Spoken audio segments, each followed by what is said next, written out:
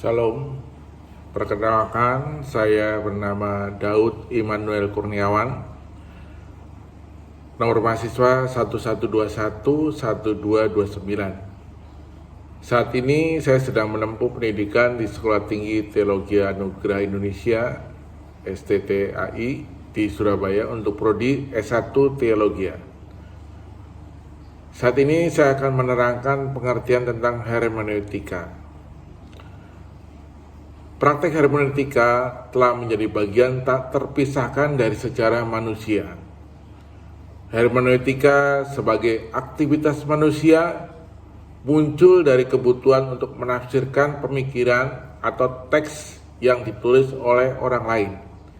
Meskipun sepanjang sejarah kata hermeneutika telah didefinisikan dalam banyak cara, namun kata ini sendiri berasal dari kata Yunani hermeneuin yang berarti menafsirkan, yang berasal dari kata dewa Yunani Hermes.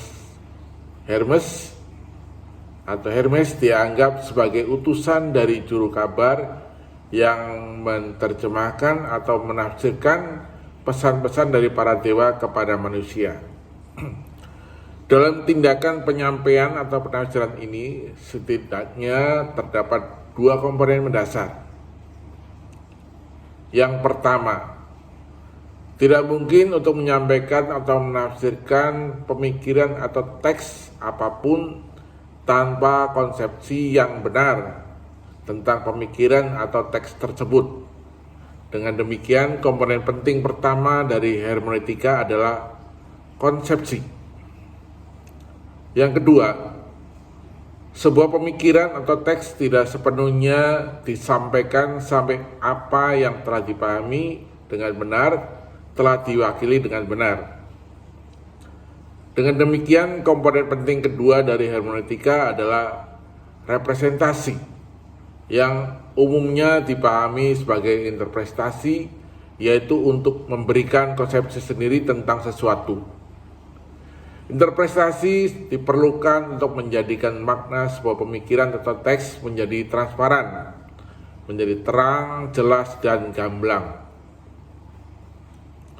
Permulaan hermeneutika Kristen Alkitabiah berasal dari abad pertama. Diakui bahwa umat Kristen awal tidak hanya membagikan kitab suci orang Yahudi, yaitu Perjanjian Lama, tetapi juga metode-metode penafsirannya. David Dockery mengidentifikasi ada 4 pendekatan utama Yahudi terhadap penafsiran Alkitab, yaitu literal, midrash, peser, dan tipologi.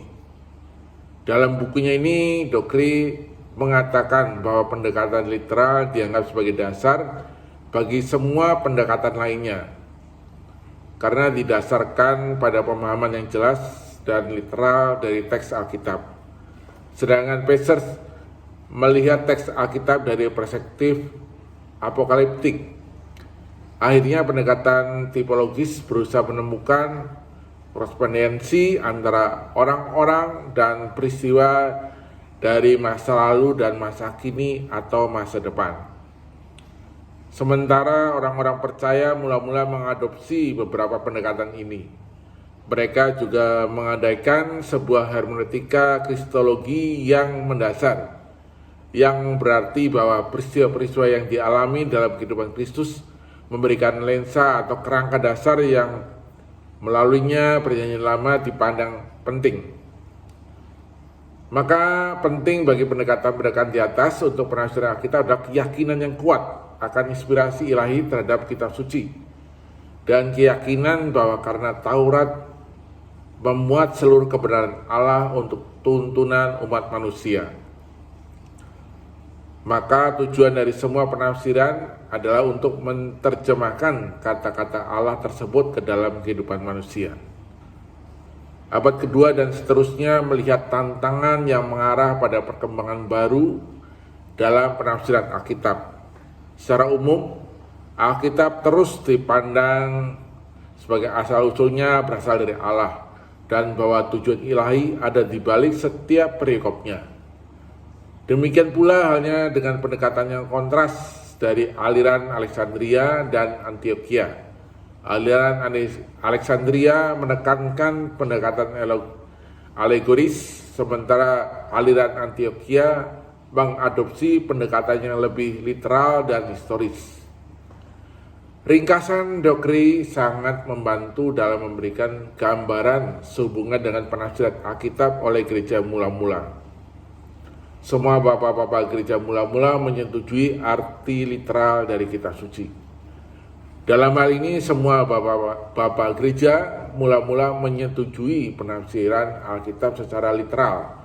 Meskipun penafsiran Alkitab secara kontekstual, gramatikal, dan historis ditekankan oleh dua bapak gereja, yaitu Theodore dan Chrysostom.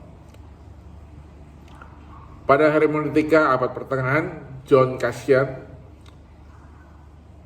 memetakan jalur penafsiran yang diikuti oleh Agustinus sampai periode abad pertengahan. Dia mengembangkan teori penafsiran sehubungan dengan pengertian kitab suci yang terdiri dari 4 aspek, yaitu indera literal, alegoris, tropologis, dan anagoikis. Penafsiran Alkitab dimaksudkan untuk memelihara iman, harapan, dan cinta. Dan diakui bahwa penafsiran literal seringkali mencapai tujuannya.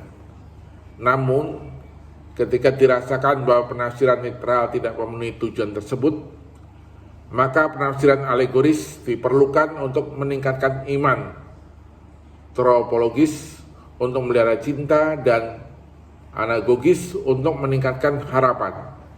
Docri pada tahun 1992. Dalam pengertian ini misalnya adalah kota Yerusalem yang secara umum dipahami secara literal sebagai kota Yahudi, secara alegoris sebagai gereja Kristus, secara tropologis sebagai jiwa pria dan wanita, dan secara anagogis sebagai kota surgawi menurut Docri tahun 1992. Hermeneutika pada era reformasi. Selama reformasi, hermeneutika melihat adanya peningkatan terhadap prioritas makna literal atas makna alegoris. Perkembangan pemahaman hermeneutika ini dikreditkan kepada Martin Luther, Erasmus, dan John Calvin. Secara khusus Calvin diakui sebagai penafsir terbesar reformasi yang memberikan dorongan kepada pengembangan dan penggunaan metode eksegetis gramatikal historikal menurut Docri tahun 1992. Keyakinan mendasar dari para praktisi hermeneutika Alkitab adalah kepercayaan akan asal-usul Alkitab. Karena itu diyakini bahwa tujuan ilahi ada di balik setiap bagian dari Alkitab. Dengan demikian, arti literal dari kitab suci itu sangatlah penting, yaitu kata-kata dari kitab suci membawa makna tertentu yang perlu dipahami untuk menemukan tujuan ilahi di balik teks Alkitab. Bahkan, ketika perbedaan dibuat seperti halnya oleh Thomas Aquinas pada tahun 1224 sampai 1274, yang membedakan pengertian spiritual dan literal atas dasar filsafat Aristoteles, namun ia tetap memahami pengertian literal sebagai pengertian primer. Harus disebutkan bahwa bahkan di antara bapak-bapak gereja, Theodore, Chrysostom, Jerome, Agustin, dan Theodore, pengertian literal dari kitab suci tidak menghalangi mereka untuk mempertimbangkan konteksnya. Jelas-jelas bahwa pandangan gereja masa lampau sehubungan dengan hermeneutika lebih karena makna literal dibandingkan dengan makna alegoris dan lainnya. Hermeneutika pada masa kini, perkembangan budaya paling penting di dunia barat yang berada di antara hermeneutika masa lampau dan hermeneutika masa kini adalah pencerahan pada abad ke-18. Pencerahan relevan dengan diskusi tentang hermeneutika karena sejak awal pencerahan ini ada pencarian untuk sebuah matriks sesuatu di dalam atau dari mana sesuatu yang lain berasal, berkembang atau mengambil bentuk.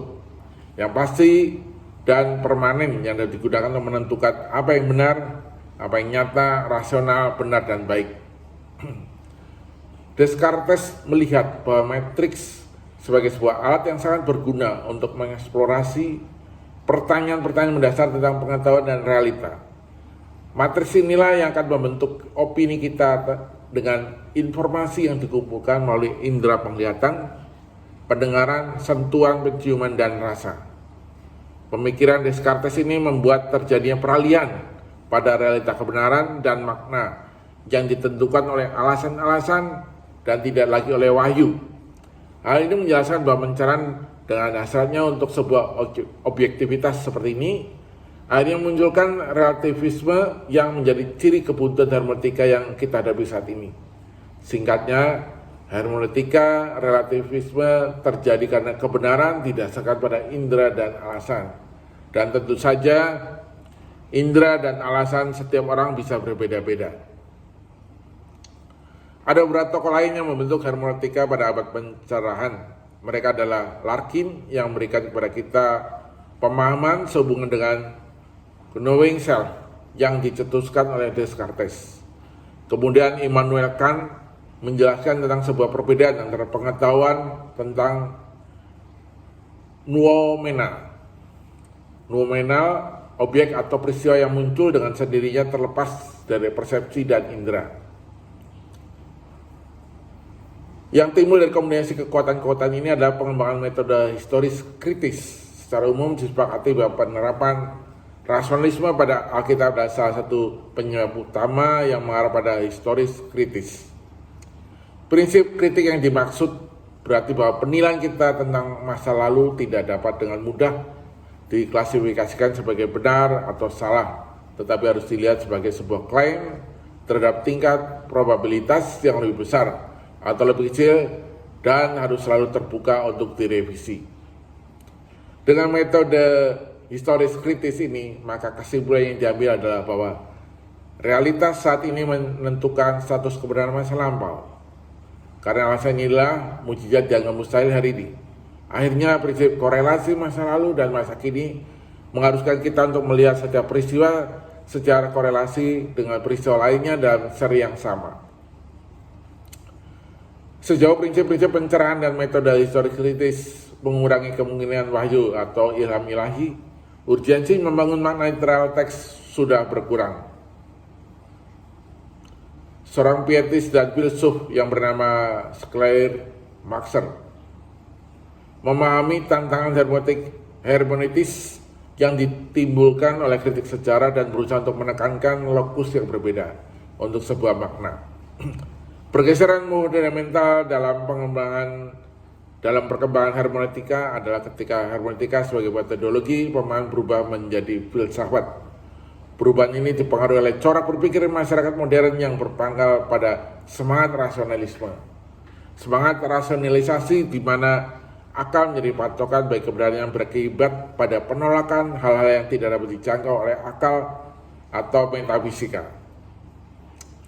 Menurut interpretasi gramatikal yang diperkenalkan oleh Schleiermacher melibatkan pemahaman teks yang membutuhkan pemahaman kata-kata dan bahasa umum. Seseorang harus memeriksa kata-kata dan kaitannya dengan kalimat dan kalimat dalam konteks paragraf.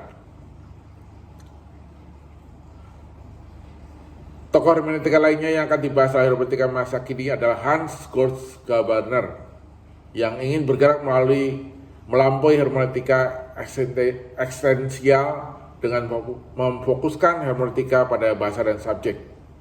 Gadamer mengeksplorasi penggunaan hermeneutika dalam semua disiplin ilmu kehidupan. Dia menunjukkan bagaimana metode hermeneutika sangat mendasar bagi semua pemahaman manusia. Pengungkapan kedua dalam hermeneutika Gadamer adalah sejarah. Dalam hal ini Gadamer menegaskan bahwa sebuah hermeneutika tidaklah objektif jika melangkah keluar dari sejarah.